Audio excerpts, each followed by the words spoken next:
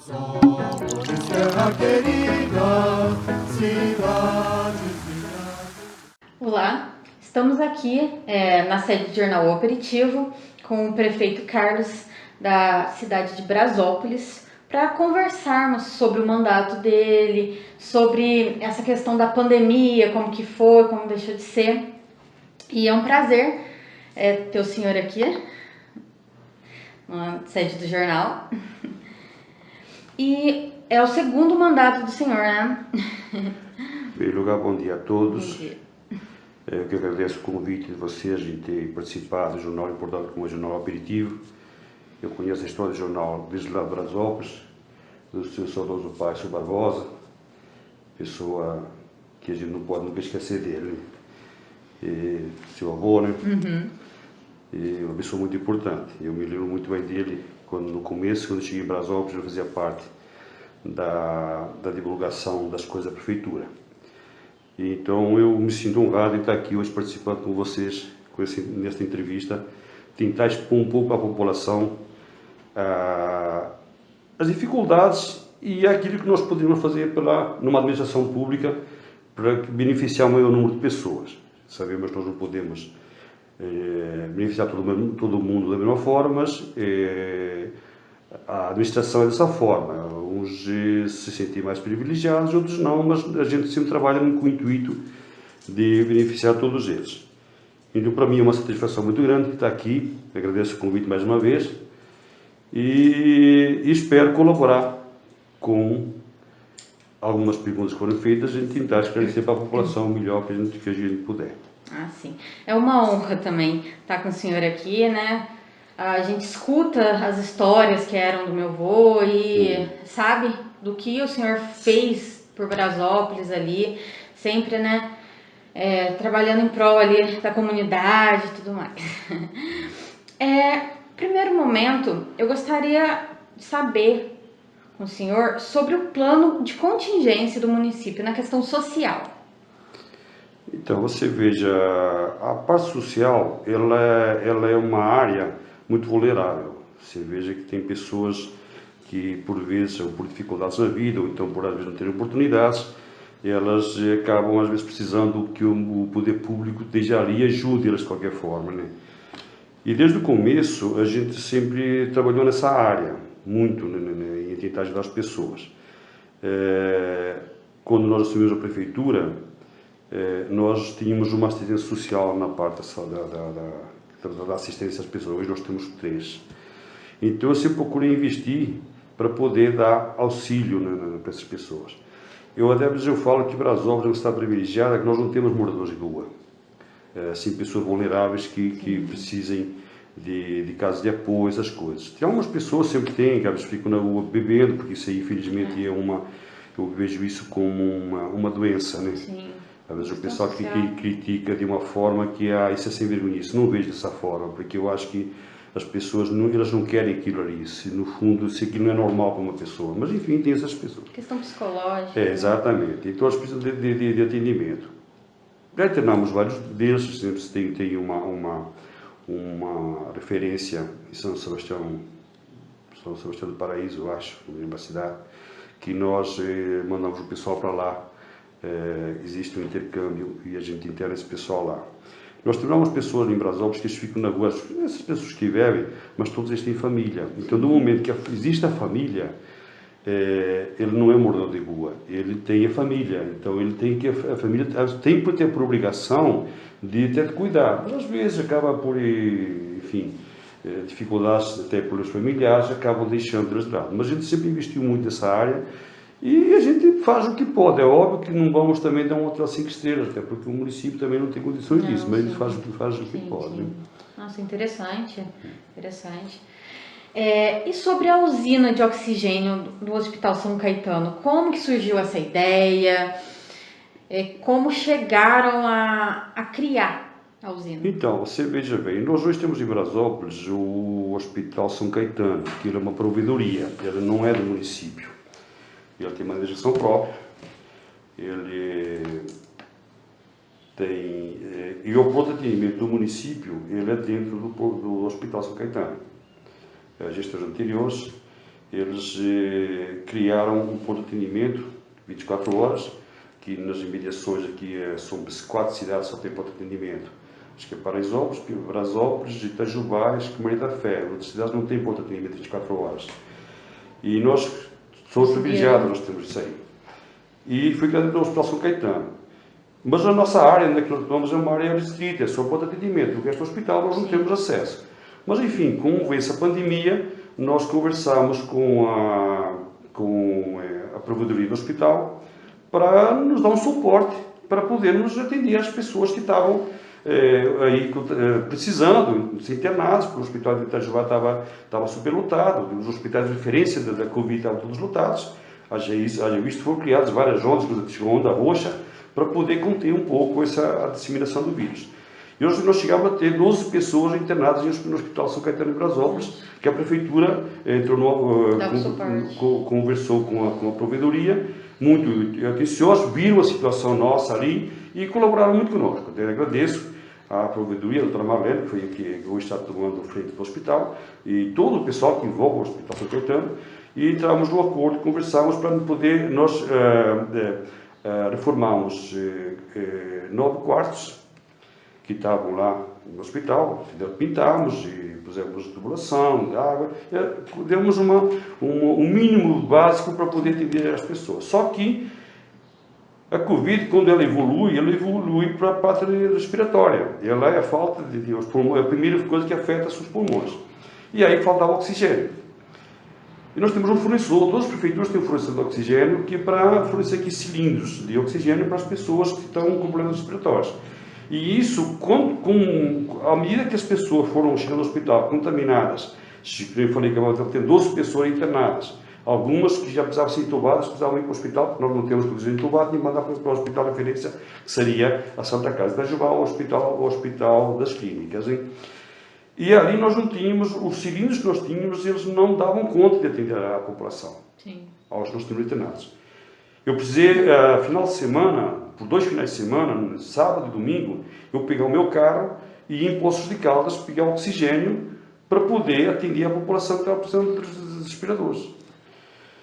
E porque a entrega era toda uma vez por semana, não dava conta. Eu vinha quarta-feira, quando era na quinta e na sexta, não tinha mais oxigênio. Então eu tive que fazer isso. Faço com o meu prazer, se precisar fazer, eu faço. Não meço esforços para isso, porque eu acho que é função nossa. E aí havia uma dificuldade muito grande. E aí o que faltava até o cilindro de oxigênio. Não tínhamos, nem o cilindro tínhamos para poder atender a demanda. E na época eu fiz até publiquei no site da prefeitura, quem tivesse cilindros para nos emprestar, que nos emprestasse. Conseguimos num dia, parece que 15 cilindros. A população, que tinham cilindros ficados parados, ou pessoas que precisavam em épocas e vieram depois ou faleciam, então melhorar, e tinham um cilindro parado e nos cederam. Tem pessoas, inclusive até cheios, inclusive. E na época conseguiam até para suprir, mas mesmo assim precisavam encher esses cilindros. E eu tive que ir para Poços de Caldas para fazer isso. E aquilo era muito trabalho e não dava conta, né? Tive até o final de semana que eu fui pegar esse oxigênio lá em Poços de Caldas. E quando eu cheguei, eu saí de manhã, e daí carregar e voltar, eu cheguei em casa. Na época estava tudo fechado, nem almoçar, não almocei, não estava para almoçar. E cheguei a umas 7 horas da noite, eu tinha um cilindro de gasto para atender a 12 pessoas. Ou seja, se eu atrasasse mais 15 minutos, ia faltar oxigênio para as pessoas. Foi ontem, na época, tem um brasopolense, Rafael, ele mora nos Estados Unidos. E é uma pessoa que mora à terra, mora a Brasópolis, igual a gente tem. E ele acompanhava as redes sociais, acompanhava a divulgação que nós fazíamos sobre a dificuldade que nós estávamos passando. E ele ligou para a secretária da Saúde, a Alessandra, em que ele poderia ajudar. Que ele iria fazer uma campanha nos Estados Unidos para ajudar o que precisasse da saúde em Brasópolis. E na hora que nós estávamos precisando de oxigênio. Era aquilo que nós precisávamos. O resto, luvas, máscaras e EPIs nós tínhamos tudo isso aí. Concentradores, eu comprei 25 concentradores de oxigênio para atender a população. com recursos próprios, fui lá, comprei 25 apresentadores, nós tínhamos 15 alugados, mas eu mantive os 15 e comprei mais 25 para poder atender a população. Então investimos muito nessa área. São coisas que a gente está falando aqui porque é uma entrevista no jornal, mas são coisas que a gente nem fala porque você tem que fazer e não divulgar. Eu penso dessa forma. Eu adotei isso como na minha administração, eu prefiro fazer, dar resultado para a pessoa estar atendida do que ficar divulgando muitas coisas que às vezes fazendo propaganda não é o caminho, né? E esse rapaz, eu fiz uma campanha nos Estados Unidos, arrecadou lá na época, me parece, em torno de $11 mil que ele arrecadou. E transferiu para nós, deu aqui no dinheiro nosso, mais ou menos uns 60 mil reais que deu. Deu para montar a usina, fazer toda a tubulação nos quartos todos, em cada quarto dois pontos de fornecimento de oxigênio.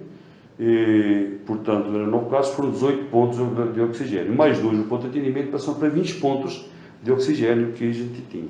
Aí faltava em si a usina, a máquina que produz o oxigênio. E aí nós íamos comprar uma, na época o preço era 400 mil reais, e conseguimos uma alugada. Então hoje nós alugamos a máquina que produz o oxigênio, pagamos uma mensalidade por ela, com a preferência de compra, depois de 6 meses, fiz um contrato com a empresa, depois de 6 meses de funcionamento, se tudo estiver certo, estiver dentro de atender às necessidades, nós temos a preferência de compra dessa máquina, onde vai ser descontado o aluguel que nós pagamos dela no valor total da máquina. Então a empresa me fez isso. E a parte da instalação toda dentro dos quartos, dos recintos, foi paga com esse dinheiro que esse brasopolense doou para a prefeitura. Ou seja, houve uma parceria ali de pessoas do bem, pessoas que estão interessadas em que o sofrimento daqueles que estavam precisando na época fosse amenizado de alguma forma. E foi isso que aconteceu na usina de oxigênio. É legal ver essa iniciativa, né, das pessoas de fora. E que moraram lá e ver o que está precisando. Porque nós já tínhamos a intenção de colocar a usina porque havia necessidade, mas aí houve aquele anjo, né, que o cara viu aquilo e nos perguntou: o que vocês estão precisando hoje? Eu podia ter comprado mais EPIs, eu podia ter comprado mais respiradores, eu podia ter comprado uma ambulância, eu podia ter comprado um outro, mas no momento que a prefeitura estava precisando, o que a população estava precisando? Estava precisando de oxigênio. Sim.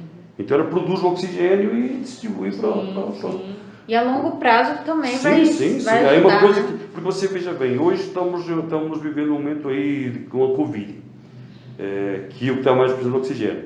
Mas as doenças respiratórias, elas sempre existiram e vão continuar existindo. Sim.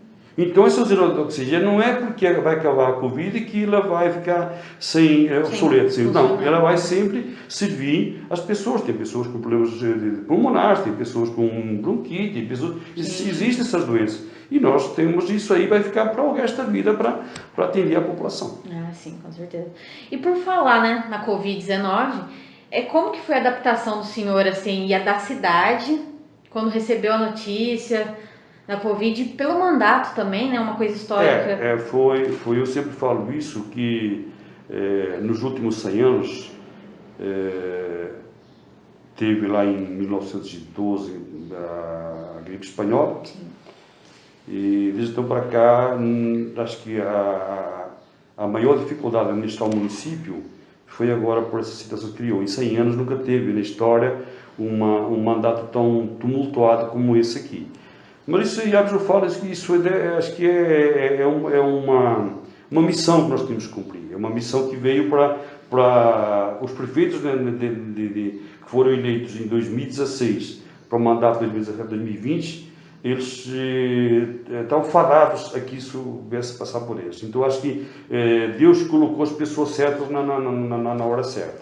Eu vejo dessa forma, sempre pensando positivo por esse lado. Quando foi em março de 2020, quando foi decretada a pandemia mundial, ali foi um susto para todo mundo, porque era uma coisa nova, ninguém sabia como lidar com isso aí.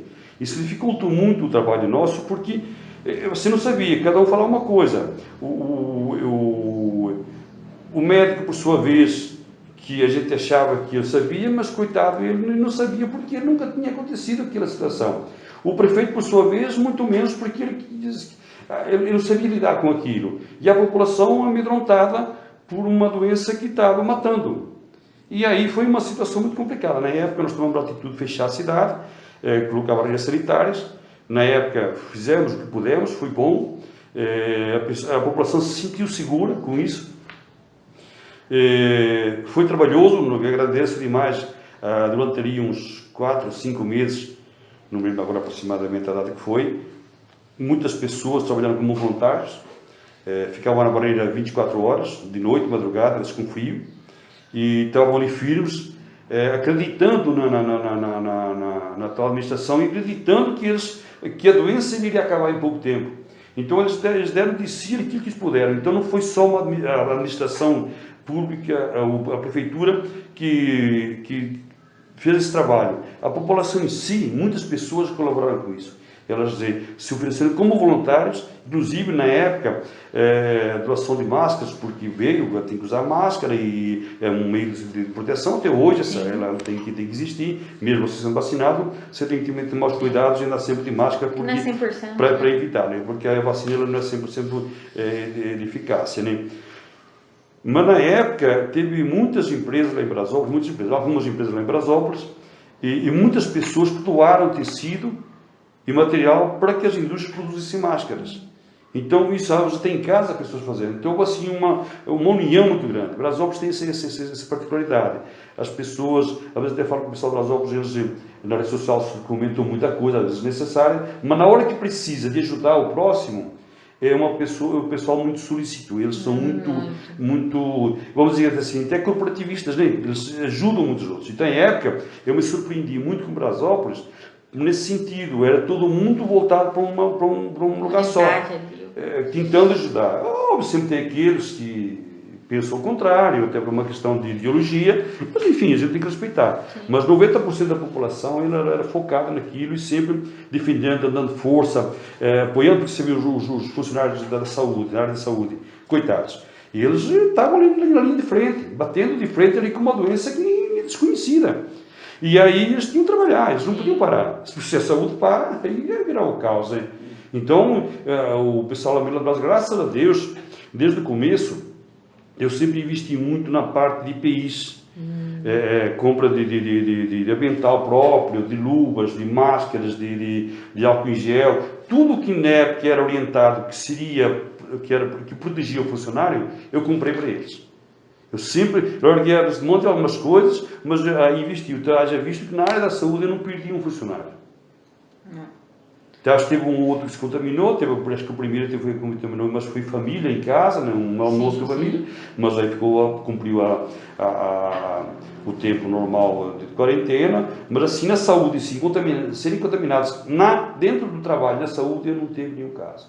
Então isso eu me sinto até orgulhoso com isso, que graças a Deus eu protegi os funcionários do jeito que eu pude. Sempre dei o maior suporte para eles, a maior respaldo, para eles não ficarem com medo, porque era dolorido você saber, a pessoa ir trabalhar de manhã, será que eu vou voltar para casa sem estar contaminado? Eu tenho filhos, eu tenho pais, eu tenho família, e isso aí havia um medo, né? Mas graças a Deus todos colaboraram, não teve demissões, não teve ninguém que pediu para afastamento, todos lutaram até o fim, e isso foi o que ajudou. Então eu vejo assim, Brasópolis, as pessoas estão comigo na administração e a população em si, e nós acho que superamos um pouco essa onda da Covid por causa de uma união. Sim. Não, e o senhor também está de parabéns, porque proteger né, os seus funcionários é uma coisa assim primordial, né, para eles se ajudarem ali, né? Mesmo até voltando na área social, nós na época as escolas pararam, então existia a merenda escolar, que ela vem mesmo até uma parte veio do Estado e a maior parte o município paga com recursos próprios. Esse dinheiro, eu comprei alimentação, cestas básicas, né? Eu distribuí mais de umas 2.000 cestas básicas, a gente foi distribuindo para a população, até porque havia ali, ficou muitos perderam emprego, outros aquele medo, né, de como é que vai ser, e nós nessa parte, então o recurso que nós tínhamos na saúde, a gente fez o kit de alimentação e distribuiu para a população. Enfim, a gente tentou fazer o melhor, porque não existia um remédio, não existia um norte para você seguir. E aí o que me dificultou mais na época, eu sempre comento isso aí, pesava mais no dia a dia, muitas noites que a gente passou sem dormir, era a não haver uma linha reta de cima para baixo, que deveria funcionar. Supremo Tribunal falando uma coisa, determinando alguma coisa, o Presidente da República com um pensamento às vezes do jeito que ele achava que devia ser, Governo do Estado, cada um fazendo o que achava melhor, não tinham uma definição, e o prefeito, por sua vez, ali tentando, estava na frente, ali junto com a população dia a dia, porque o que mais sofre e o que mais se preocupa com a população, por estar ali convivendo dia a dia, era aquela coisa de saber o que fazer. Então tinha lá em cima um pensamento, vinha, quando chegava no prefeito, ficava sem saber o que fazer. Ele que tinha que determinar o que tinha que fazer. E aí muitas vezes era culpado, o prefeito é culpado de fechar isso, o prefeito é culpado de cuidar do prefeito. Ele fazia aquilo que achava melhor para fazer e aquilo por vezes determinações que vinham. Porque nós temos um protocolo a seguir. Sim. O Estado, inclusive, em Minas Gerais, é o protocolo Minas Consciente. Então o protocolo determina, tem que ser feito onda roxa, onda vermelha, onda amarela e onda verde. Elas são determinadas por uma comissão, um comitê que o Estado criou. Toda semana eles se sentem e avaliam de acordo com os índices de contaminação, de internações, e aí eles divulgam a onda que seja. Mas isso aí o Estado que determina e nós temos que cumprir. Então ele te dá, você tem que seguir as determinações. O prefeito cabe o quê? Apertar mais um pouco. Ele não pode nunca ir além daquilo que o protocolo determina.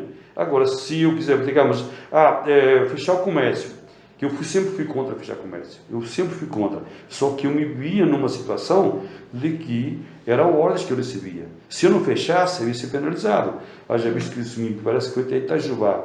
Uma época não fecharam e o Ministério Público foi lá e obrigou a fechar. Então havia essas coisas, e havia sempre aquele medo de cuidar da saúde da população, cuidar da saúde dos funcionários que trabalhavam na saúde para não serem contaminados, e por sua vez o comércio também está sofrendo do outro lado, porque precisa sobreviver, porque é essencial. O que é essencial? Tudo é essencial na vida, todos os comércios são essenciais.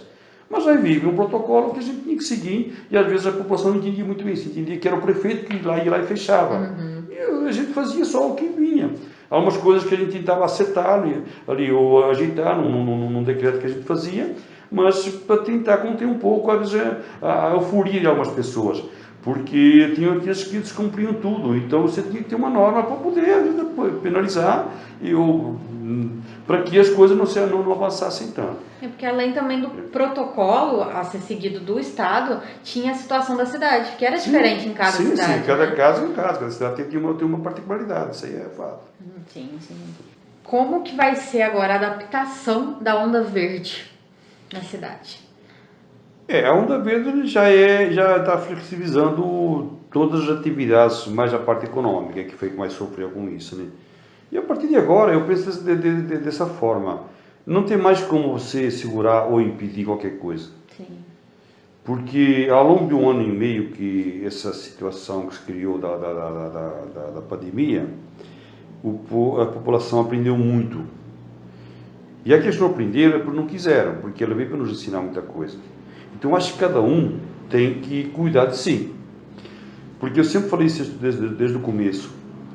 Se cada um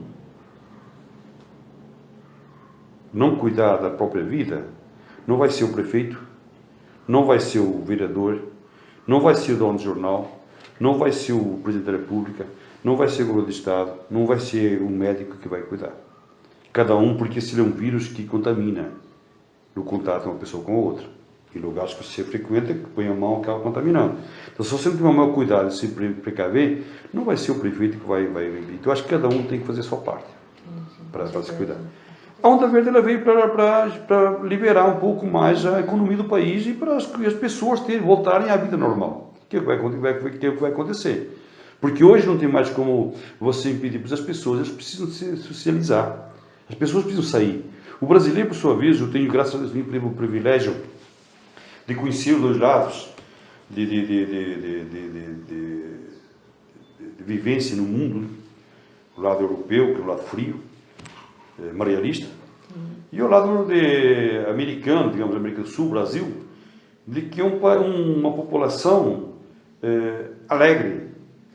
gosta de festas, gosta de pegar na mão, gosta de abraçar, gosta de beijar. E isso aí é uma das coisas que até me seduziu mais quando eu vim para cá. Pô, liberdade você tem, a vontade tudo o brasileiro sempre tudo pro lado caloroso. Exatamente, pro lado do bem, da brincadeira, da piadinha, sabe? Isso aí é explicativa, porque você vê a pessoa é sóbria.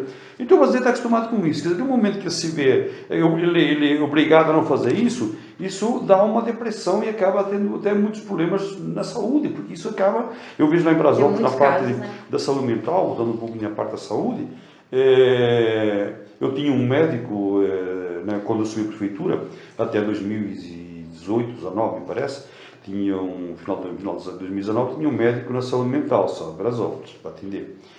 Hoje eu estou com 2, porque os casos aumentaram muito, porque do momento que a pessoa fica em casa, porque qual que era a frase mais escutada? Fica em casa. Você não sabia o que. Então a orientação é ficar em casa. Não sei se era a melhor solução, mas enfim, para evitar a contaminação, porque a vez que eu falei, quando foi na época do Covid, por que a pessoa pediam para fechar comércio ou na aglomeração? Era para não haver o vírus não se espalhar. Não é que a pessoa obrigava a fechar o comércio porque o comércio era culpado, não é. É porque se você não tivesse uma loja aberta, você não ia sair de casa para ir na loja, você ia acabar ficando em casa automático, né? Você, o comércio estava aberto, eu vou estar no lugar comprar isso, eu vou estar no lugar comprar aquilo. A pessoa sai para isso. Então a função era essa. Não é que você ia penalizar o comércio por contaminar, não. Era para evitar que as pessoas saíssem para a rua para não ficarem expostas ao vírus. Não era por obrigar o comércio a fechar. Mas acontece que hoje, com essa liberação, a vida tem que voltar normal. E tem que voltar normal, porque senão não justifica mais você ter que ficar em casa. Por exemplo, o brasileiro gosta de sair à noite, gosta de fazer festa, gosta de comemorar qualquer data que seja, vai ser Dia dos Pais agora, daqui a pouco. Você tem que ir no teu pai, você tem que abraçar, quem tem pai, que tem o privilégio de ter ainda, abraçar, sei lá, ter convívio, isso é normal. Então a onda verde vem para dar um pouco mais de liberdade. Eu torço para que não tenhamos que voltar de novo a uma restrição mais pesada, porque quando há uma liberdade as pessoas não colaboram. Por isso que eu falo, a liberdade é para você ter o direito de vir não ser tolhido, ter o direito do comércio trabalhar dentro da normalidade, mas não dá o direito também da pessoa não se cuidar dela própria. Então tem que ter, porque senão, está tudo liberado, agora eu vou fazer o que eu quero. E aí os casos aumentam. A quantidade de visto no ano passado, quando foi em novembro, dezembro, nós estávamos com os índices baixíssimos. O pessoal criticava muito. Foi eleição, campanha, podia tudo. Não é, que nós tínhamos os casos baixos mesmo. Os índices estavam baixos. Chegou em janeiro e fevereiro, final de ano, Natal, aí pronto, a coisa explodiu. Porque não houve ali, talvez as pessoas, enfim, deixavam, não, agora estamos numa onda verde, se outra onda verde, agora pode tudo. E aí aconteceu o que aconteceu. Espero que isso não venha acontecer de novo. Eu acredito que não, porque hoje já temos um índice muito alto de pessoas vacinadas. Então isso já contém um pouco mais o vírus, né? E eu acredito que isso não venha acontecer de novo. Mas enfim. E as escolas? Ali já abriram? Não estão... Nós programamos a abertura para dia 1º de setembro. Elas vão voltar. Porque tem que voltar. Porque se veja, 1 ano e meio as escolas paradas, nós temos crianças do 5º ano que elas não sabem ler. Eles perderam aquilo que eles aprenderam nos anos passados, enquanto estava tudo normal, em 1 ano e meio eles aprenderam. E infelizmente isso é doloroso, porque eu acho que o país... não tenho certeza que o mundo ele gira em cima da sabedoria, em cima do ensino, em cima da educação. No momento que você fica quase 2 anos sem ter aulas, isso é uma perda muito grande. No Brasil já sofre. Lá você vai ver daqui a 3, 4, 5, 10, 15, 20 anos a negatividade que vai ter. Isso vai repercutir lá na frente. Agora a gente está aí, a pandemia, não sei, né? Mas essas crianças que hoje ficaram quase 2 anos sem ter aula, isso vai repercutir ao longo de 10, 15, 20 anos. Vai ter um reflexo. Vai ter um reflexo disso aí. Então não pode, nós temos que voltar. E é bom começar agora para ter uma adaptação para o ano que vem, né? Até porque nós temos agora, vai setembro, estamos mais de 4 meses para o final do ano.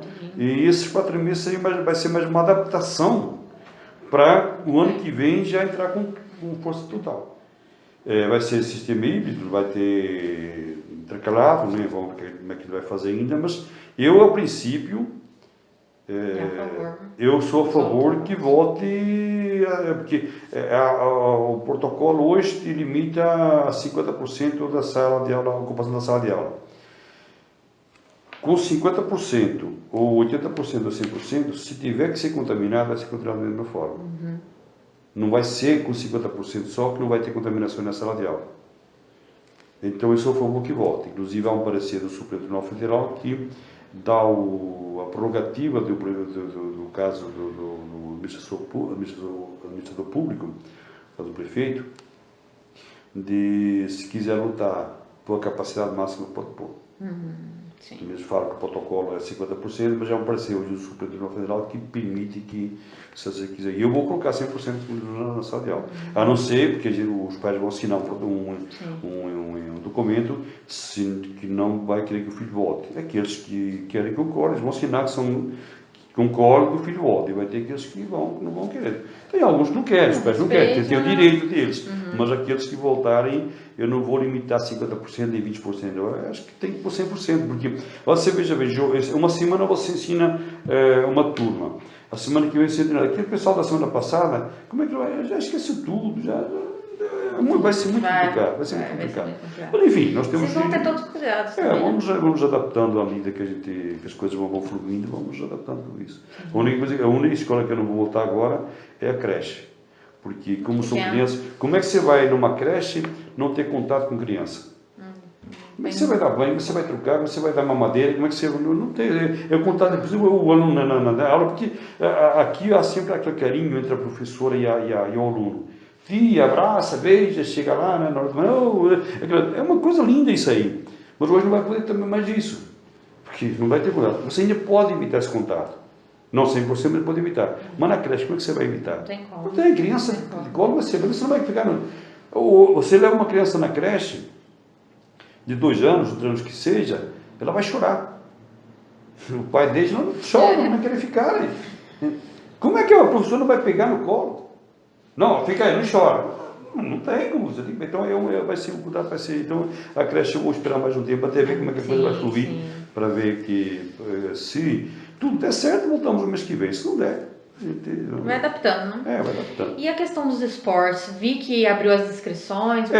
Porque também outra coisa, você não pode parar, precisa de atividades físicas. Se você não divulgar, não deixar que as pessoas tenham a sua atividade física, acaba depois...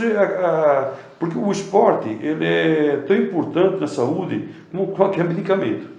Porque se você não está acostumado com o esporte, gosta de praticar esporte, depende de você não pode fazer, você está fadado a ter que tomar um remédio, por tirar a ansiedade, ter aquelas coisas. Então é pior ainda. Então tem que deixar as pessoas terem o esporte, brincarem. A gente fez uma pista de atletismo no campo de futebol nós formamos inteiro, tem atividades físicas que podem ser de qualquer forma, todas as atividades lá. E o resto tem futebol, eu ainda não vou no campo, por exemplo, eu não vou liberar ainda, mas o resto, poliesportivo, atividades do NASF, que já está fazendo aulas na saúde diárias, né, que profissionais que dão as aulas para quem quiser ir, já está liberando, porque não tem mais como segurar. Chegou uma hora que a vida tem que continuar. Só peço para a população continuar assim, mas cada um tem que cuidar de si. Porque não sou eu, mas de repente a pessoa vai lá e abraça o outro. Fala, não fala isso não, filho, vem cá, vai abraçar. Não posso mais, não tem como fazer isso. A pessoa tem que se cuidar por si própria, tem que saber que ele pode, os limites dela. Para tudo tem limites. Agora, se a pessoa não tiver consciência daquilo que ela pode e que ela não pode, aí, meu Deus do céu, aí depois, então aí a gente é melhor fechar as portas e ir embora. Sim. Saindo um pouco da questão da Covid-19... porque isso aí, desculpa te falar, mas 1 ano e meio falando essas coisas, a gente fica até... Fica Chega uma hora que Nossa Senhora... O saneamento de Luminosa, o senhor vem pensando nisso desde 2017? Desde 2017. Esse foi um projeto que foi feito pela FUNASA, que é ligada ao Ministério do Meio Ambiente, e nós conseguimos um recurso naquela época de 2.700.000 para fazer o tratamento de esgoto no distrito Luminosa. Por que foi direcionado para Luminosa? Porque lá a nascente do rio que abastece a sede, que abastece o município de Brasópolis, ela vem lá de Luminosa. Então a nascente é lá em cima. Então se você não tratar a água, a nascente que abastece a cidade, você vai distribuir para a população uma água contaminada. Então a gente vai fazer uma estação de tratamento lá em cima, já está licitado, para fazer uma estação de tratamento e captar todo o esgoto de Luminosa para não cair no rio Vargem Grande, para não poluir as águas que vêm para a cidade. A tendência é tratar 100% do esgoto do município. Vai ser um custo aproximadamente, hoje para construir uma ET para uma população de 15 mil habitantes, vai ficar em torno de 15 a 20 milhões. Isso aí é um dinheiro, talvez as políticas públicas do governo federal, tem 5 recursos federais, o município não tem recursos para fazer isso. Não tem recursos para fazer isso. Se eu for fazer uma estação de tratamento com recursos próprios do município, eu vou parar com a saúde, eu vou parar com o transporte, eu vou parar com tudo, porque não tem dinheiro para isso. Infelizmente, a cidade, pequeno porte, não tem recursos, as verbas não são abundantes para fazer esse tipo de coisa. Mas como conseguimos esse recurso, com um projeto feito pela própria FUNASA, o recurso sai também pelo Ministério da Secretaria da FUNASA, a gente vai tratar, fazer a estação de tratamento. Ele foi licitado já, e logo a gente vai começar com as obras lá em cima. E conseguimos com a Copasa, que por sua vez a Copasa ela distribui água para a população e quer distribuir uma água tratada e ter uma água, porque o meio de sobrevivência dela é captar água e distribuir para a população.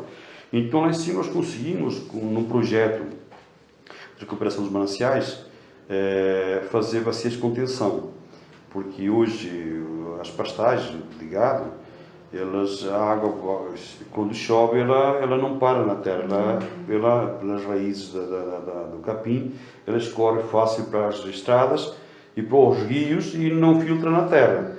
Então nós fizemos umas 100 e poucas bacias de contenções na cabeceira do rio, que essas bacias elas chovem, vão se encher e com o tempo elas vão infiltrando, depois que a chuva passa, elas estão cheias de água, elas vão infiltrando no lençol e vão depois, as nascentes de água, elas vão estar sempre abastecidas e vão depois saindo para os rios. E nós conseguimos com essa Copasa e cercar aproximadamente mais de 2.000 metros de cerca no entorno das nascentes, para proteção, para o gado não pisar, para não haver deterioração da então cercamos com morões e arame farpado para preservar as nascentes. Então a gente tem que se preocupar com isso, porque senão daqui a pouco não vai ter mais água. Nós vemos lá em Brasópolis o rio Vargem Grande, hoje não tem nem 20% da água que tinha há 20, 30 anos atrás. Justamente porque os mananciais eles estão secando.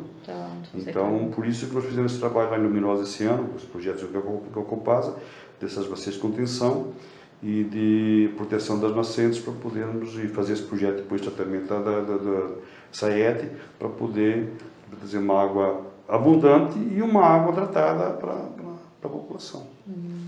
E isso cabe um adendo, assim, é importante as outras cidades verem isso, porque saneamento básico é importante, né? Então... muitos problemas que nós temos hoje na saúde são consequências da falta de tratamento de água, de esgoto. Sim. Porque o esgoto não tratado, jogado no rio de céu aberto, isso causa doenças, muitas doenças.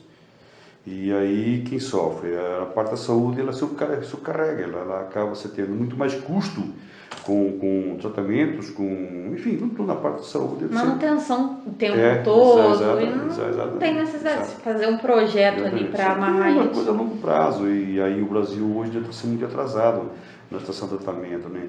Você pega países aí que no Japão, por exemplo, hoje até das Olimpíadas, lá é 100% tratado. Você vê aquelas piscinas que o pessoal tem gravagem, que o pessoal está praticando os esportes olímpicos, a Olimpinha, que nada mais é uma que vem de todo lugar, só que é tratada antes de chegar. Eu vejo, por exemplo, no país que eu nasci, em Portugal, tem os rios que cortam Lisboa e outro que cortam o Porto, o Rio Douro e o Rio Tejo.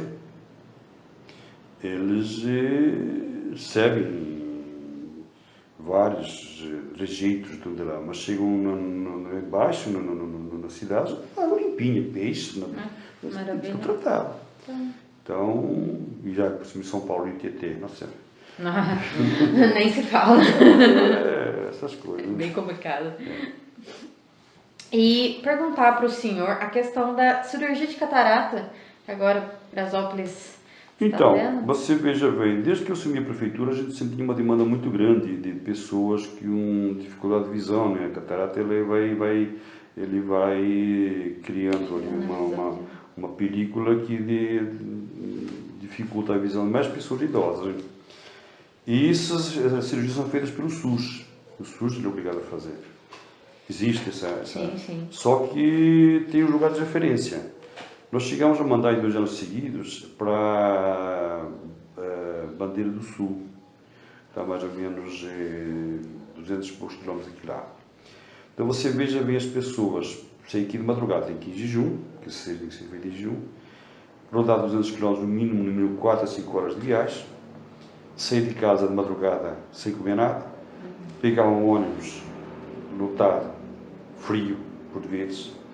E chegar lá, esperar na fila para fazer cirurgia, para depois comer alguma coisa e se comer 4, 5 horas da tarde. E depois, no pré-operatório, para voltar, com os olhos vendados, dentro do ônibus, sacoalhando, e uma coisa que você não pode. A cirurgia de catarata era muito delicada. Mas era o que tínhamos, né?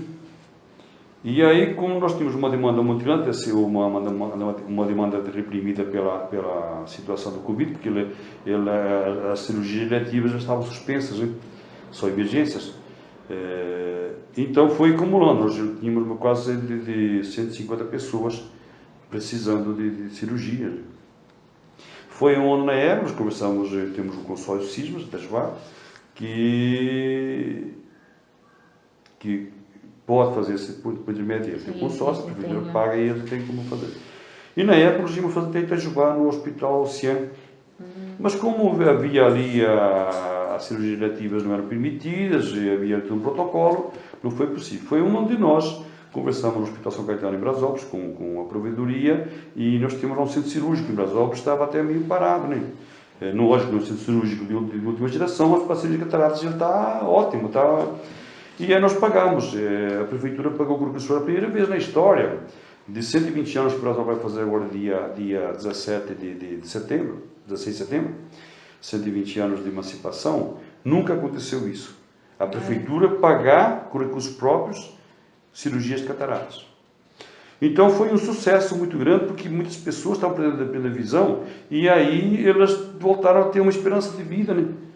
E sem custo nenhum. E em casa, que foi mais importante, a pessoa não precisou se deslocar para lado nenhum, viajar e correr risco na estrada, e fez ali em casa, a família junto, acompanhante. Né? E além disso, houve cidades vizinhas, como Paraisópolis, Sapucaimirim, acho que Ouros, acho que Consolação, me parece. E eles vieram fazer em Brasópolis. Aproveitaram que um médico oftalmologista estava lá para fazer as cirurgias e aí também encaixaram vias Cismas e fizeram. Então, quem saiu ganhando? A população saiu ganhando, que fez uma cirurgia em casa praticamente sem transtornos, grátis, que o município pagou. O Cismas, por sua vez, administrou toda a logística.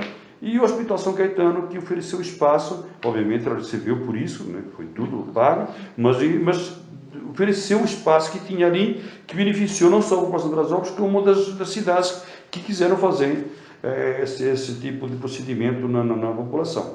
Então foi assim um sucesso muito grande, porque nunca houve isso aí. Nunca houve nenhum prefeito que se interessou em olhar para tentar fazer isso em Brasópolis.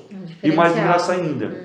E a gente, graças a Deus, está fazendo, porque a gente procura sempre fazer o certo, mas economizar o máximo que pode para uma hora dessas a gente poder atender a população. Então, a gente se sente realizado por dizer que beneficiou muita gente. Eu achei até interessante quando a gente chegava lá, no dia que foi 2 etapas, né? Primeiro fez 90 e poucas na primeira etapa e na segunda penso que fez mais 60 e poucas. Né? Isso de Brasópolis. Né? Eles chegavam a conversar com as pessoas, via a felicidade delas, a alegria delas de poder. E o mais interessante, das 150 cirurgias que foram feitas, não tivemos nenhuma complicação. Não, mas nenhuma rejeição. Porque às vezes pode acontecer de pessoa, às vezes, porque a pessoa idosa, às vezes tem um tempo de cuidar, teimosa, vai lá, coça o óleo, e então elas não tivemos nenhuma. E além da cirurgia, nós demos para todos os equipamentos, demos óculos escuros para proteção, que tem que ter, nós demos colírio, nós demos um kit para cada pessoa que fez a cirurgia, de graça, para eles se cuidar. Por isso o sucesso da cirurgia, porque houve, não só foi a cirurgia, toda a assistência pós-operatório, a prefeitura ofereceu isso para todos os operados, os beneficiados. Então foi assim uma coisa muito boa, sabe? E espero fazer mais. O ano que vem, se Deus quiser, a gente vai fazer mais. Tem outros porque hoje, projetos. hoje uma cirurgia de cataratas é 5 mil reais. Nossa, particular. é muito. Para quem não nós tem fizemos dinheiro. 150, 160, imagina quanto isso não trouxe benefício para a população, para aqueles que precisavam, né? Para aqueles E a longo prazo novamente, né? Exatamente. Então, foi muito gratificante. São coisas assim que a gente tem que fazer, porque eu acho que o dinheiro público não é meu, não é, acho que só que você tem que controlar. Tem que saber dosar ele para poder atender o maior número de pessoas. Né? Sim, sim. E a questão das obras na cidade, está se desenvolvendo bem? Então, você veja, obras, quando eu assumi a prefeitura, nós tínhamos 8 obras paradas. Olha. 8 obras, nós tínhamos duas ou três quadras paradas, sem cobertura, sem nada, e o projeto feito, não tenho nada. Nós tínhamos um esgoto ali do campo de futebol, que foi feito para a Defesa Civil, uma verba que já estava para ser devolvida, eu fui atrás, consegui, tinha estourado uma tubulação dentro do campo, consegui fazer, mudar até o projeto para ser feita galeria, eu fiz canalizada para não dar mau cheiro, para não dar uma aparência na cidade. Calçamentos, tinha uma verba que já estava sendo devolvida também, que as obras não foram concluídas para a gestão passada, então você tem o prazo, não faz a obra, você tem que devolver o dinheiro, né? Pô, se é difícil conseguir, mas você vai devolver o que você tem em caixa. E eu consegui orientar, nós calçamos, na época, aproximadamente em torno de uns 4 a 5 quilômetros de calçamentos e asfalto. Nós asfaltamos ruas, porque as primeiras ruas asfaltadas em Brasópolis fomos nós que fizemos, porque o pessoal tinha muito costume de pôr bloquete para limpímetro. E hoje a modernidade ela chega, então eu asfaltei umas 5, 6 ruas lá em Brasópolis. E vou asfaltar mais daqui para frente, porque eu acho que dá uma limpeza melhor na cidade, dá um ar mais de crescimento, de limpeza, né, em si, né? Sim, então, sim. a gente fez. Postos de saúde, por exemplo, na parte da saúde, eu investi muito na área da saúde. E eu sei que não está 100%, porque a saúde é uma coisa que a população envelhece e aí os problemas aparecem, né? E nunca vamos conseguir, porque a saúde, ela não é 100% do município, ela é SUS. E SUS... Mais devagar. Você depende do SUS para muita coisa. Sim, sim. Você não consegue fazer, por exemplo, tratamento oncológico. É SUS, você depende do SUS, depende de que haja vaga. Mas o suporte que a gente pode dar, a gente dá de qualquer forma. Mas mesmo assim, voltando um pouco nas obras, teve calçamentos, nas 8 obras que eu terminei, que eu peguei, que estavam paradas, só uma UBS que eu não consegui terminar até hoje, porque era uma verba do governo do Estado, que foi feito 50%, e dos 50% eu não consegui até hoje que o Estado mandasse. Foi na época do Fernando Pimentel, ex-governador de Minas, que na época ele assaltou os municípios, deixou uma dívida enorme, e até hoje eu não consegui porque travou todas as UBS. Eu não vou falar aqui de desvio de dinheiro, porque isso aí eu não posso provar nada e também não cabe a mim ficar julgando coisas passadas. Eu tenho que pensar em mim e na minha administração daqui para frente. Mas houve muitas controvérsias nessas UBS, então o Estado resolveu parar para não ter. E foi o único que eu não consegui. De resto, eu consegui todas, canalizações, calçamentos, quadras de esporte, eu fiz tudo. O campo de futebol, por exemplo, estava abandonado o campo de futebol, não existia mais campo. Era uma coisa assim deteriorada. Hoje o campo de futebol é um estádio olímpico, ele tem tudo, tem pista de caminhada, de atletismo, tem campo de formaria ele todo, canalizei, pus quadra de vôlei, fiz pista de skate, fiz a parte de bombeiros, tudo que encaixa dentro da segurança, eu fiz tudo, cerquei o campo em torno do alambrado, que estava todo abandonado, as pessoas entrando dentro, iluminação pública, trocando a parte de iluminação pública do campo, a iluminação de LED, né, os holofotes. Vou fazer, está no projeto já fazer uma pista de bocha, né, ou malha, né, cada um fala uma coisa, que é para os idosos, né, daqui a pouco eu vou ter que ir lá jogar também, né?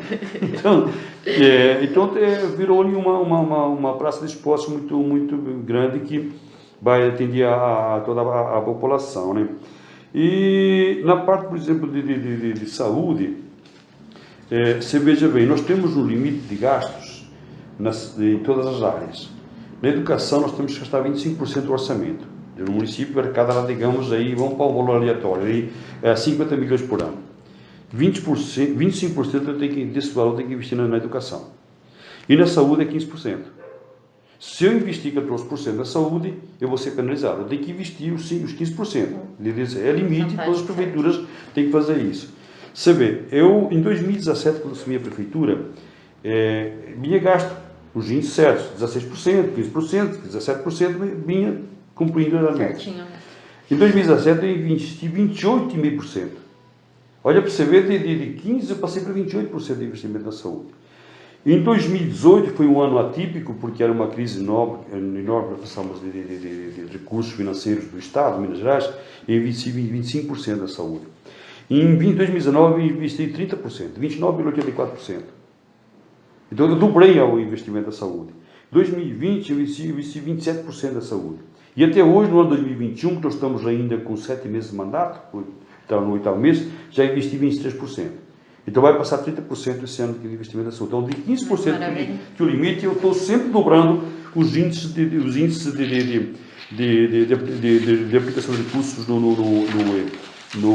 na área da saúde, porque eu acho que isso é fundamental. Você vê na parte de obras, quando eu assumi a prefeitura, tinha um SF, na época era PSF, hoje é Estratégia da Família, né?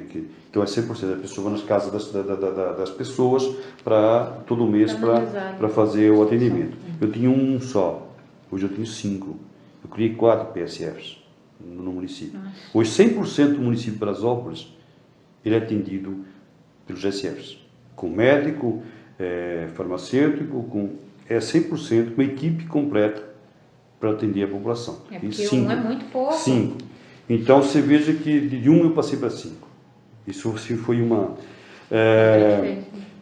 de cirurgias, redação de 2 cirurgiões, dentistas na época não tinha, prática de tratamento odontológico, eu contratei 2 cirurgiões dentistas. Eu criei 5, no caso de agente de saúde, criei mais 5, contratação de médicos em geral, contratação de 2 enfermeiros, na época um ponto de atendimento nosso, precisava de um clínico, de um enfermeiro técnico de enfermagem, é obrigatório ter um ponto de atendimento, não tinha, eu pus o técnico de enfermagem 24 horas no ponto de atendimento, quer dizer, desde o começo eu coloquei isso, que isso tem que ter, até por lei obrigado a ter. Fisioterapeuta, eu tinha uns 2 só, hoje eu estou com 5. Porque a pessoa, você vê, hoje em dia, quando as pessoas ficam em casa, a pessoa, se não fizer, acaba atrofiando, pessoas idosas, acidentes, você tem que cuidar. Você vê, na época, quando eu assumi a prefeitura, tem a Helena aqui, a prefeita de Peneguim, minha colega, pessoa do bem também, pessoa que está esforçada, trabalhadora e preocupada com a população. Na época, quando eu assumi a prefeitura de Brasília, tinha uma ambulância e estava quebrada. A Helena me emprestou a dela. Que não tinha. Não tinha condição, né? Não tinha. A minha quebrou, não tinha ambulância. A Helena, a prefeita, pediu para ela, coitada. E até o governo fornecer, né? Vamos dividir o pão aí. O bom é isso, né? Pois é. Os prefeitos se ajudarem. Né? Graças a Deus, eu estou com 6 ambulâncias hoje. Olha. Tudo novas. Então você veja que é um investimento muito grande. Hoje, se você precisar, eu tenho uma ambulância 24 horas no ponto de atendimento e tenho uma reserva do lado por caso precise. E além de mais 4 para viajar com pacientes para fora. Estou com 6 ambulâncias hoje, com camas retráticas, tudo equipadas. Foi assim um avanço muito grande. Equipamentos para a saúde. Eu falei para você há pouco, comprei 25 respiradores de oxigênio para as pessoas que às vezes saem, têm alta em problemas respiratórios, você tem que levar para casa, então a gente oferece esses respiradores. Autoclave, que eu, para utilizar os equipamentos médicos, instrumentos que os médicos usam, não tinha, isso é caríssimo, comprei para a população. Então a gente procurou equipar tudo. Consultas odontológicas, além dos dois cirurgiões dentistas, montei mais 3 consultores odontológicos. Raio-X, coloquei um raio-X novinho digital, ponto. Hoje você faz um raio-X, o exame, o resultado do exame já sai na hora. Com o laudo certinho. Digital, sabe? Tudo de ponto, última geração. Inclusive, na época, eu consegui um recurso para comprar um raio-X analógico, analógico, e eu comprei um digital que era o dobro do preço. E eu, com o recurso posto, fui lá e comprei um de ponta já, para poder atender a população. Coisa que não tinha em Brasópolis. Tinha lá um quebrado e acabei... Não precisa ir para o hospital vizinho para tirar. Você veja, eu tinha um matadouro lá no bairro Freurés, fora das normas, porque hoje para ter um matador, um abate de animais, você tem que seguir as normas. Tem todo o protocolo. E ali estava clandestino, jogavam de jeito numa lagoa lá, de qualquer jeito. E eu não tinha mais como funcionar. Inclusive, o IBAMA foi lá e penalizou a prefeitura por isso. Eu não tinha mais como usar. E para reformar ficava mais de R$1 milhão. O que eu fiz? Eu transformei esse matadouro em um posto de saúde. Então, onde havia mortes, sacrificação de animais, ele virou um lugar de atender vidas. A ambulância que foi ali. E nesse posto de saúde, equipado com raio-X, com consultor odontológico, consultas médicas e aplicação de remédios de vacina. Então fica um posto de saúde, acho que dos melhores que eu tenho lá no município. E um bairro precisava, o bairro Freurés, tem um bairro, o pessoal falava, Freurés, um lugar bem desviado, um lugar que pessoas que não têm muita evolução, mas enfim, são pessoas que precisam de atendimento. Mais que então, a gente criou, você vê medicamentos, em 2017, quando eu assumi a prefeitura, em 2016, a administração anterior investiu em medicamentos de farmácia, 300 e poucos milhares, 386 milhares que investiu em medicamentos. Em 2017, o primeiro ano que eu estava lá, eu investi 628 mil reais. Então, você veja, eu dobrei a compra de medicamentos. A falta que existia de medicamentos na farmácia, eu praticamente, hoje não tem falta, a não ser que os medicamentos de alto custo. Que aí são coisas que não cabem na lista da farmácia básica. Que aí já são medicamentos de alto custo. Então eu tripliquei. Na parte do consórcio Sismas, era gasto em média de 20 mil reais por ano, que era gasto em consultas, alguma coisa a gente não tinha no nosso atendimento, era feito de consultas. Eu passei para 48 no primeiro ano. Então, sabe, eu fui só dobrando todos os atendimentos da saúde em todas as áreas. Eu reformei postos de saúde, que eram antigas escolas, na área rural. E eu tenho a escola rural, hoje não pode mais, hoje tem que trazer os alunos para a sede. Eu reformei lá 12 escolas, viraram postos de saúde. Todos os bairros. Cancã, construí a sede da vigilância sanitária, a sede da Secretaria da Saúde, eu fiz, estava abandonada.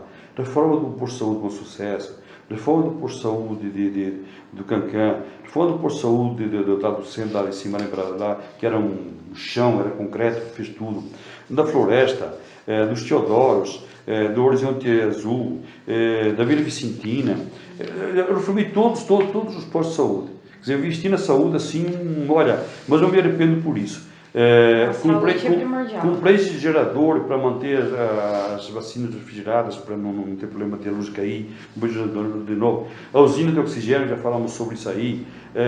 O abrigo do canil, que a gente fez toda a fazenda inteirinho, que os meus animais têm que ser cuidados. Isso é muito importante. Porque na época, quando eu assumi a prefeitura, tinha o canil lá no Parque de Exposições, é até chato falar isso, mas um cachorro estava comendo outro. sabe? Conheço esses Abandonados. casos. Uhum. Eu transferi isso para a fazenda da prefeitura, estou fazendo um canil inteirinho, novo, tudo novo, Olha. instalações novas, tudo. Então são coisas assim, que eu fiz um posto de saúde no bairro São Francisco, um bairro novo que foi feito lá, casas populares, que o pessoal ia, andava 2 quilômetros para ser atendido no posto de saúde lá da Vila Vicentina. Está terminando um posto de saúde novo agora, um ponto de atendimento novinho. Então você veja que na saúde a gente fez demais. Na parte da turismo e cultura, em 2016, quando eu subi a prefeitura, o ICM cultural era zero. Não tinha zero, não tinha nem cadastro no Ministério do Turismo.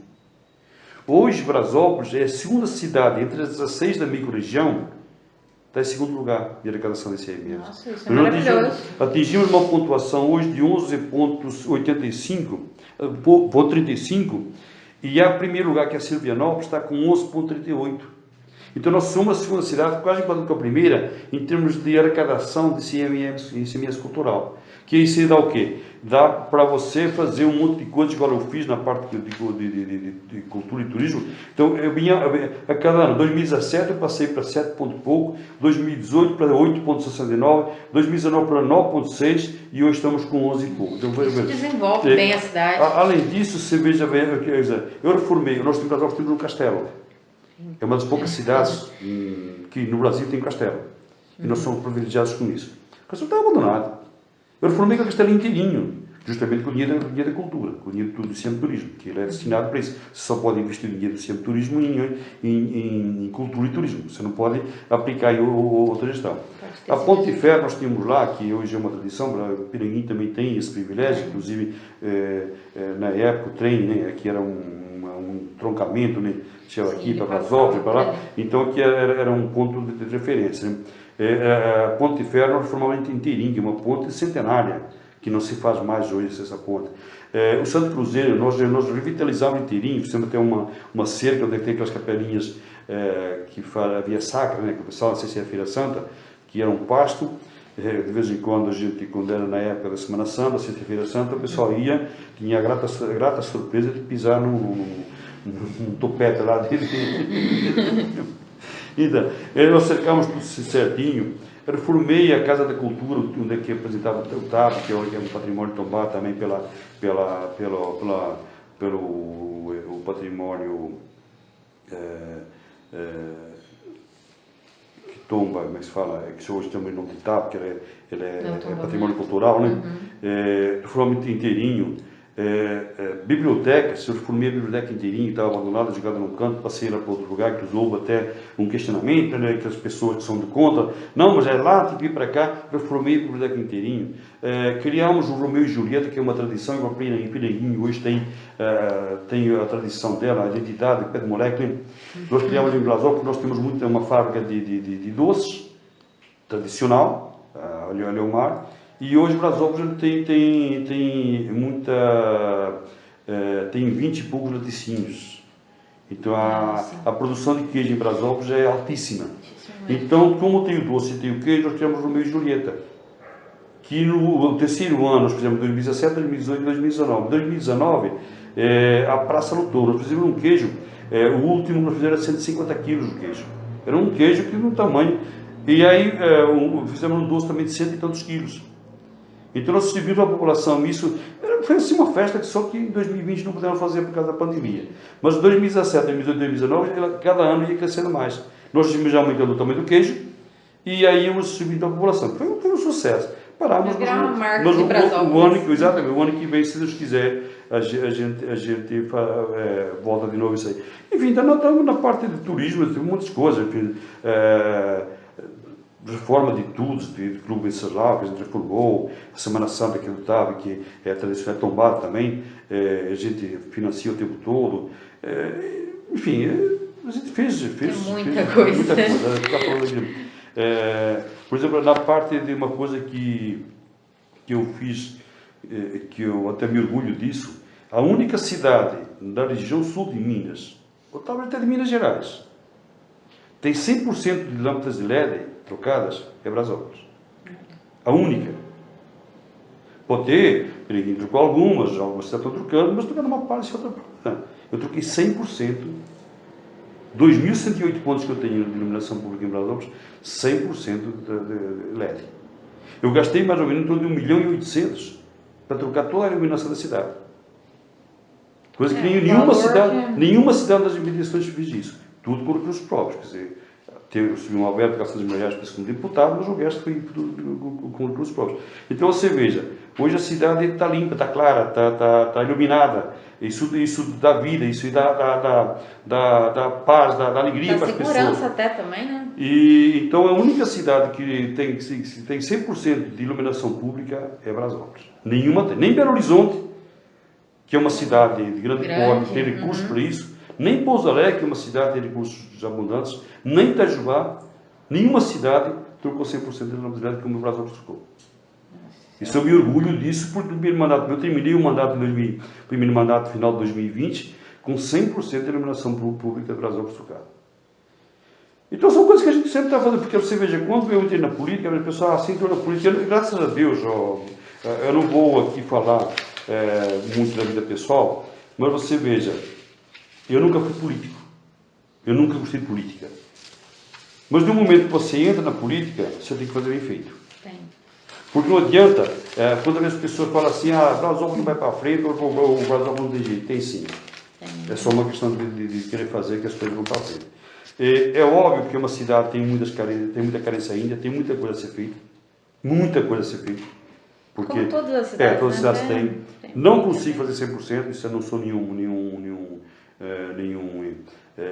por enquanto, milagre, não consigo fazer, nem nunca vou conseguir. Até porque tem coisas que impedem, né? A demanda é muito grande, mas eu só falo uma coisa, tem jeito de você fazer as coisas bem feitas, tem jeito de fazer o melhor, é só ter boa vontade de querer fazer.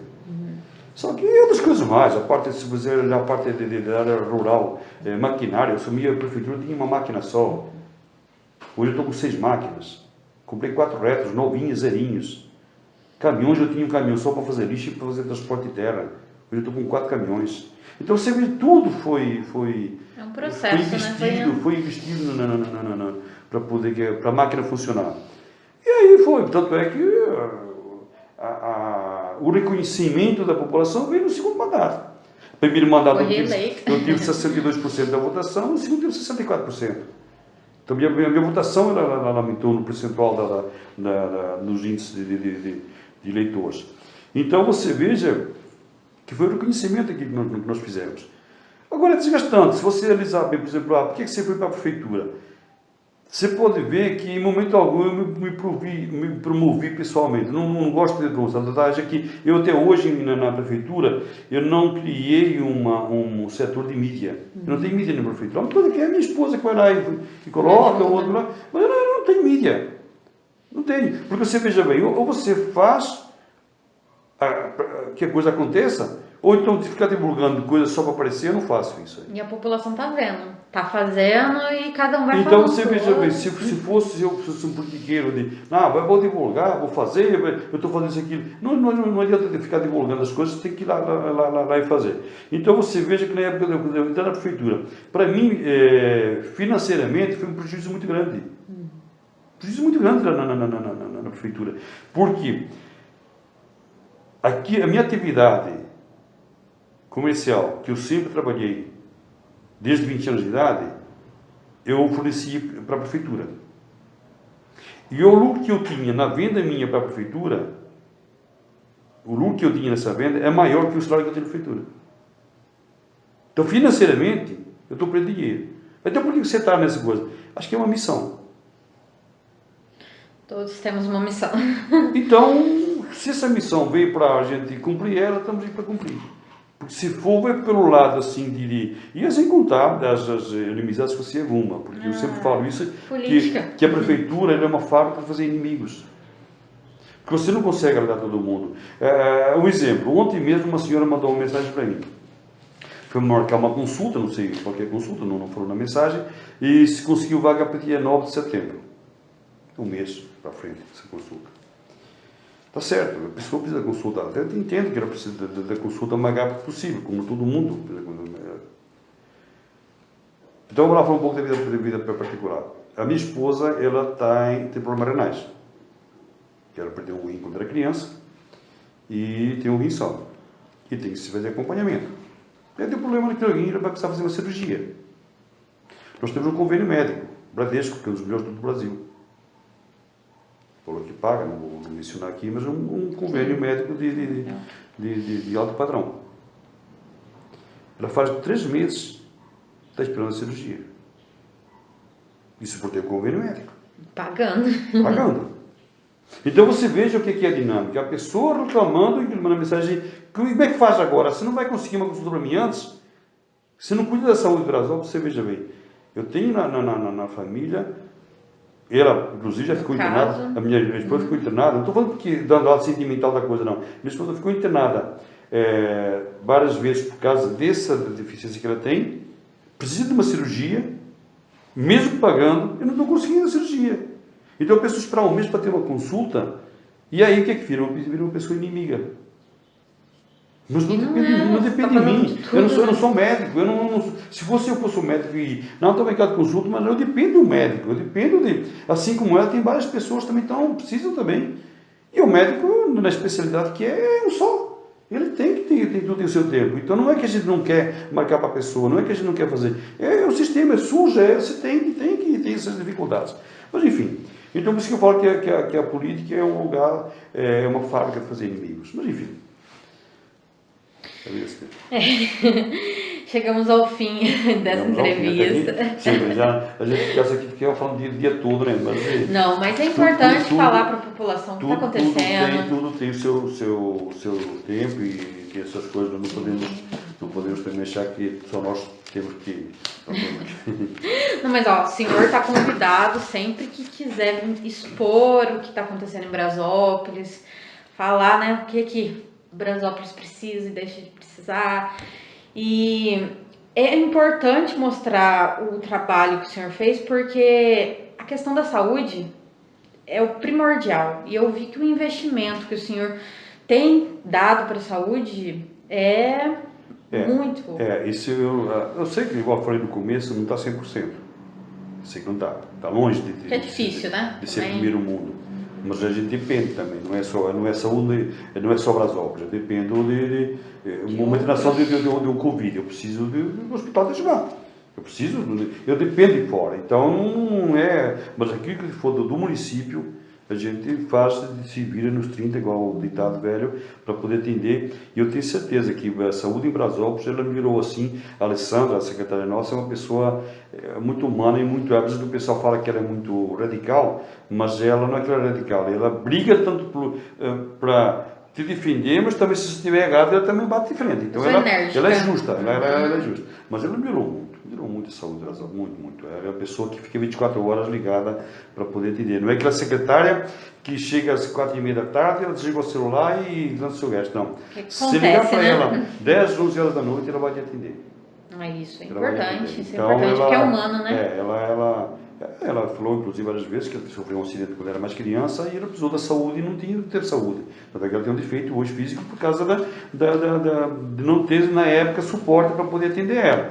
E então ela se viu na obrigação de, já que ela sofreu sem ter condições, ela pelo menos dar um pouquinho daquilo que ela não teve para alguém que está precisando. Ela sempre fala isso e é até louvável da parte dela, ela reconhecer isso e fazer com que isso mais vezes aconteça. Né?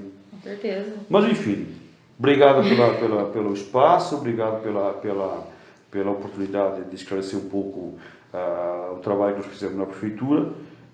Está longe de ser o ideal, porque nós não somos perfeitos, nós temos nossos defeitos, nós temos nossas manias, e há isso que não agrada a todo mundo, mas isso aí faz parte. Mas sempre tudo que eu faço na prefeitura, eu faço com a intenção de acertar.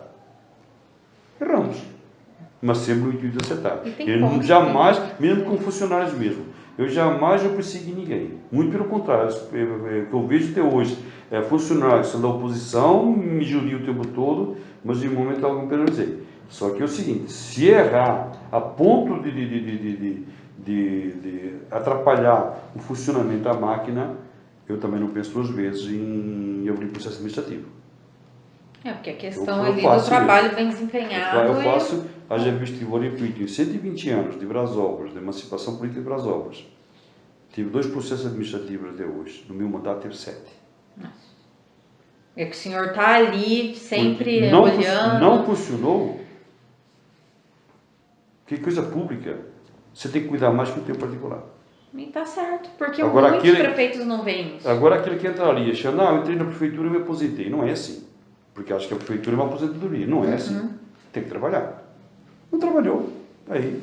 Como em qualquer lugar. Como em qualquer lugar. Mas enfim, mais uma vez, obrigado pelo espaço. Já falei demais, começar a falar não para mais, mas enfim, mas é importante mostrar. Se tiver uma segunda oportunidade, eu faço questão de vir aqui e conversar com vocês. Com certeza, a gente vai mostrando o trabalho sendo feito e agradecemos a família do Jornal Aperitivo. Muito obrigada.